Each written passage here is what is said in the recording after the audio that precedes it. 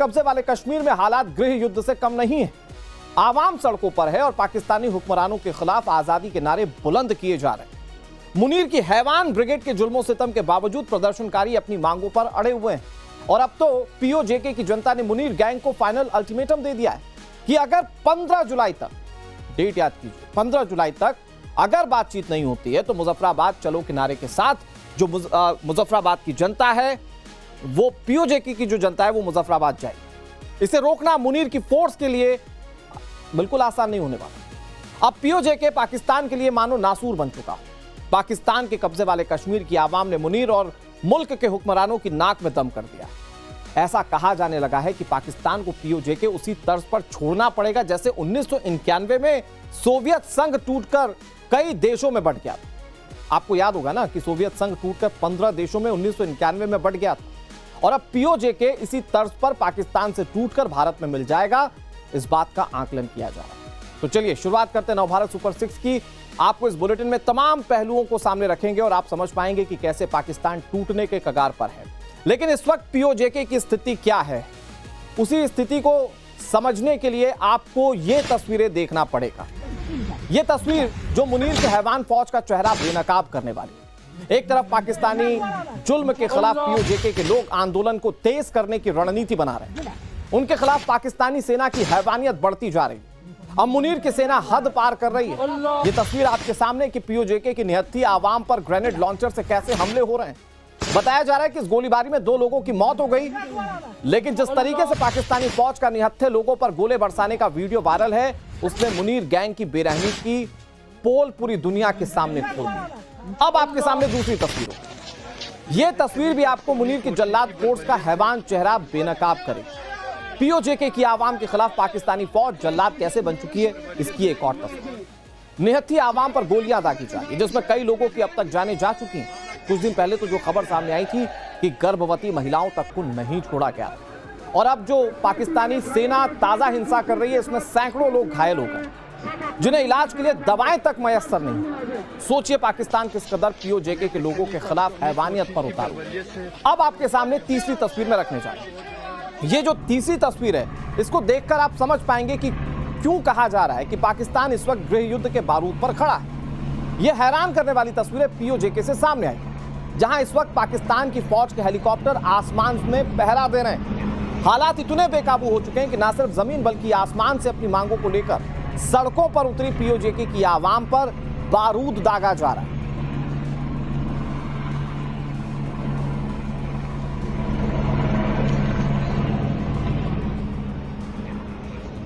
और अब पाकिस्तानी हुकूमत ने पीओजेके में इलेक्शन के लिए एक तारीख भी तय कर ली है, 27 जुलाई। ये वो तारीख है जब पीओजेके में इलेक्शन होगा।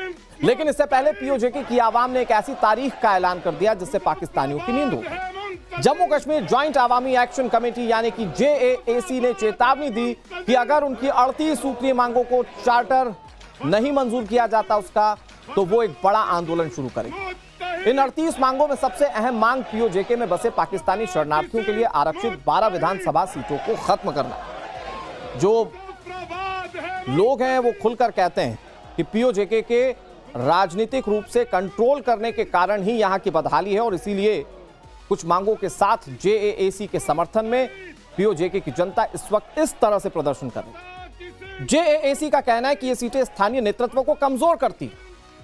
पाकिस्तान के सामने मुश्किल यह है कि अगर वो इन मांगों को मानता है तो पीओजेके में उसका दखल खत्म हो जाएगा। अगर पाकिस्तान के हुक्मरान इन मांगों को नहीं मानते तो पाकिस्तान के टुकड़े होना तय माना जा रहा है। पाकिस्तान के अवैध कब्जे वाले जम्मू कश्मीर में मौजूदा बगावत और आवाम की ओर से लगाए जा रहे आजादी के नारों ने पाकिस्तानी सेना और उनके प्रमुख आसिम मुनीर को बैकफुट पर ला दिया है। JAAC की अगुवाई में आटा, बिजली और बुनियादी हक, नागरिक अधिकारों को लेकर शुरू हुआ यह आंदोलन अब सीधे तौर पर पाकिस्तानी हुकूमत के खिलाफ एक बड़े विद्रोह का रूप ले चुका है। लेकिन चालाक मुनीर अब भी साजिशों का ढोंग रचकर बेबस आवाम के खिलाफ जहरीला ताना बाना बुनने से बाज नहीं आ रहा। कैसे, मैं आपको ये जरा समझाता हूं। दरअसल पीओजेके में आवाम भड़की है और बगावत कर रही है, और इसी बगावत को दबाने के लिए मुनीर और उसकी जालिम फोर्स क्रूरता पर उतारू। पाकिस्तानी सेना ने मुजफ्फराबाद, रावलकोट जैसे संवेदनशील इलाकों में करीब 8000 से ज्यादा पाकिस्तानी रेंजर्स और अतिरिक्त टुकड़ियों की तैनाती की। जेएसी के शांतिपूर्ण प्रदर्शनों को कुचलने के लिए स्थानीय पुलिस की बजाय सीधे पैरामिलिट्री और सैन्य ग्रेड हथियारों का इस्तेमाल मुनीर कर रहा है। मुनीर के इस सैन्य कार्रवाई के जरिए आवाम को डराने की कोशिश की जा रही है। हालांकि इतिहास गवाह है कि बलूचिस्तान और बांग्लादेश की तरह यहां भी बल प्रयोग जन विद्रोह की आग को और भड़का रहा है। इससे पूरा इलाका गृह युद्ध की कगार पर पहुंच चुका है। इसके अलावा पीओजेके की आवाम की आवाज को दबाने के लिए और दुनिया को वहां के हालातों से बेखबर रखने के लिए मुनीर के पास दूसरा सबसे बड़ा हथियार है इंटरनेट और मीडिया पर पूर्णतया पाबंदी। अब तक जो आप तस्वीरें देख रहे हैं ये बहुत कम तस्वीरें हैं। जुल्म के कई सारे अब तक ऐसे पिक्चर्स हैं जो सामने आ ही नहीं पाए क्योंकि इंटरनेट और मीडिया पर पाबंदी। आंदोलन को कुचलने के लिए पाकिस्तानी हुकूमत ने मुजफ्फराबाद, रावलकोट और मीरपुर जैसे मुख्य इलाकों में मोबाइल, इंटरनेट और ब्रॉडबैंड सेवाओं को पूरी तरह से ठप कर दिया। मुनीर की इस रणनीति का मुख्य मकसद है जेएसी के नेताओं और स्थानीय नागरिकों के बीच कोऑर्डिनेशन को तोड़ना, ताकि वो विरोध प्रदर्शनों के लिए भीड़ ना इकट्ठा कर सके। यानी कि पीओजेके में इस वक्त लॉकडाउन जैसे हालात।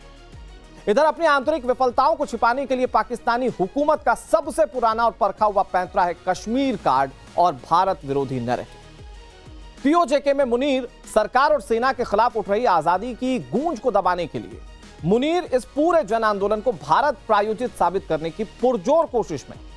रावलपिंडी के जीएचक्यू में होने वाली सैन्य बैठकों में मुनीर अक्सर पीओजेके के बुनियादी संकटों पर बात करने की बजाय पीओजेके को पाकिस्तान की सबसे अहम नस बताकर भारत विरोधी भावनाओं को भड़काने का नैरेटिव कर रहा है। हालांकि आवाम के तेवरों ने बिल्कुल क्लियर कर दिया कि मुनीर का यह नैरेटिव पूरी तरह से फेल हो चुका है।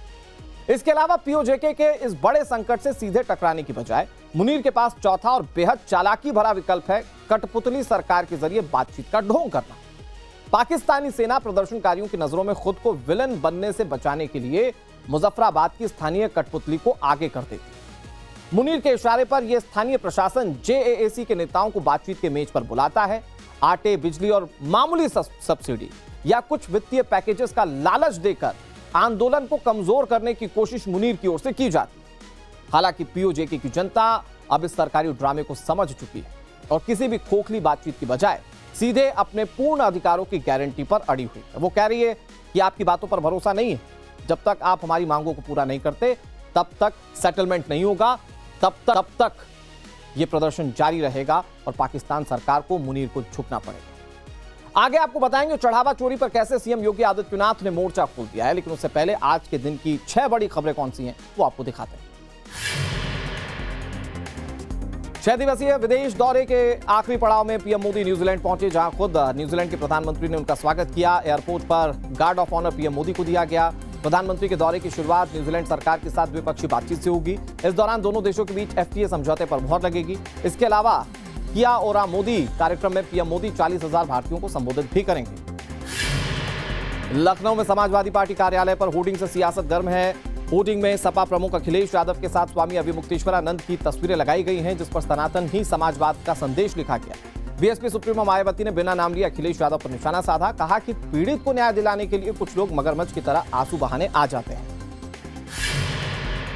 बिहार के मुख्यमंत्री सम्राट चौधरी के 100 दिन पूरे होने पर मुख्यमंत्री आवास पर आज एनडीए की अहम बैठक हुई, जिसमें पूर्व मुख्यमंत्री नीतीश कुमार समेत एनडीए के सभी 5 घटक दलों के टॉप लीडर्स मौजूद रहे। 2 घंटे तक चली इस बैठक में सम्राट सरकार के 100 दिनों के कामकाज की समीक्षा की गई। कानून व्यवस्था सुधारने, जन कल्याणकारी पेंशन योजनाओं को गति देने, बुनियादी ढांचे के विकास पर पूरा फोकस किया गया था। पंजाब कांग्रेस में आंतरिक कलह की खबर को प्रदेश कांग्रेस के अध्यक्ष राजा वडिंग ने सिरे से खारिज कर दिया। कहा कि उन्हें किसी से कोई शिकायत नहीं, पार्टी के नेता एकजुट हैं। राजा वडिंग ने दावा किया कि उनके अध्यक्ष होने से किसी को कोई दिक्कत कांग्रेस पार्टी में नहीं। कल चंडीगढ़ में चरणजीत सिंह चन्नी, सुखजिंदर सिंह रंधावा समेत कांग्रेस के तमाम नेताओं की बैठकें होने जा रही हैं। राजस्थान में यूसीसी लागू करने की तैयारियां जोरों पर हैं। इसको लेकर सुप्रीम कोर्ट की पूर्व जज रंजना प्रकाश देसाई की अध्यक्षता में 5 सदस्यीय कमेटी गठित की गई, जो राज्य में यूसीसी लागू करने के लिए ड्राफ्ट तैयार कर रही है। प्रदेश भर में जन सुनवाई कर जनता से 19 अहम पॉइंट्स पर सुझाव मांगे जा रहे हैं। राजस्थान कांग्रेस इस ड्राफ्ट को लेकर यह कह रहा है कि यह महज दिखावा है और उसने जन सुनवाई से इनकार कर दिया। एआईयूडीएफ प्रमुख बदरुद्दीन अजमल ने असम में लागू यूसीसी का कड़ा विरोध किया, उसे मानवता और संविधान के खिलाफ बताया। अजमल ने कहा कि इससे कुछ नहीं होगा। जो लोग इसे लागू कर रहे हैं वो सच्चे हिंदू नहीं हैं, उन्हें नहीं पता कि हिंदुत्व क्या है। यूसीसी हिंदुत्व, ईसाई और पारसी मान्यताओं के साथ साथ इस्लाम और सनातन धर्म के खिलाफ है। अजमल कह रहे हैं वो सुप्रीम कोर्ट जाएंगे और इसे चुनौती देंगे।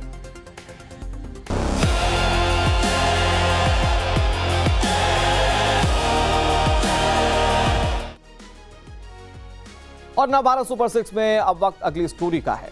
अयोध्या में प्रभु श्री राम के मंदिर में चढ़ावा चोरी को लेकर इस वक्त उत्तर प्रदेश से लेकर दिल्ली तक सियासी घमासान मचा हुआ है। सीएम योगी आदित्यनाथ ने विपक्ष की बयानबाजी के खिलाफ अब सीधा मोर्चा संभाल लिया है। चढ़ावा चोरी के मामले पर सियासत के बीच सीएम योगी आदित्यनाथ खुद अयोध्या पहुंचे और उन्होंने समाजवादी पार्टी और कांग्रेस पर जबरदस्त पलटवार करते हुए क्लियर कर दिया कि राम मंदिर में चढ़ावा चोरी मामले पर सिर्फ सजा होगी, ना कि सियासत। दूसरी तरफ अखिलेश यादव इस मुद्दे को पूरी तरह से अपने फेवर में भुनाने में जुटे हुए।